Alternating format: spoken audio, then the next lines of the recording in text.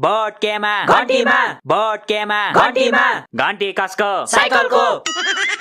साइकलको होइन के जेन्जीको भन न फेरि है त घन्टी कसको जेन्जीको घन्टी कसको जेन्जीको जेन्जी अब बोल्छ झोलेहरूको चाक पोल्छ जेन्जी अब बोल्छ झोलेहरूको चाक पोल्छ जेन्जी पुस्ता जिन्दाबाद झोलेहरूको निक्लियो पात जेन्जी पुस्ता जिन्दाबाद झोलेहरूको निक्लियो पात well done guys well done अब बाटोमा पनि यसरी नै नारा लाउनु पर्छ है चुनावसम्म के भन्छ यो बाटोमा यसरी नारा लायो भने त पागल भन्छ हामीलाई सबले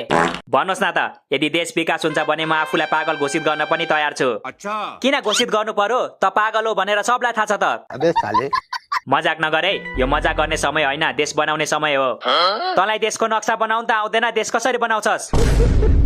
म एक्लैले बनाउने होइन नि त हामी सबै मिलेर बनाउने हो देश बन्नलाई सबै नागरिकको योगदान चाहिन्छ बात त सही है ए हो ल मेरो तर्फबाट चाहिँ 2 बोरा सिमेन्ट है यो भन्दा धेरै योगदान गर्न सक्दिन म तेरो सिमेन्ट तैसँग राख 2 बोरा सिमेन्टले देश बन्छ देश नबने पनि देशवासीको लागि एउटा टोयलेट त बन्छ नि त अनि एउटा टोयलेटमा सबै देशवासी अट्छ त कस्तो कुरा गरेको तिमीले अटेन भने पछाडिबाट लात्ती हान्दै ठेल्नु पर्छ नि त मैच्याङ ओइ धेरै बकवास नगर त तँलाई देशको चिन्ता छैन छ नि देशको होइन मलाई त विदेशको पनि माया छ त्यसैले अर्को महिना विदेश जाँदैछु म विदेश जाँदैछस् रे अनि खोइ त हामीलाई त केही थाहा छैन त तिमीहरूलाई किन थाहा हुनु पर्यो तिमीहरू मेरो छोरा छोरी हो र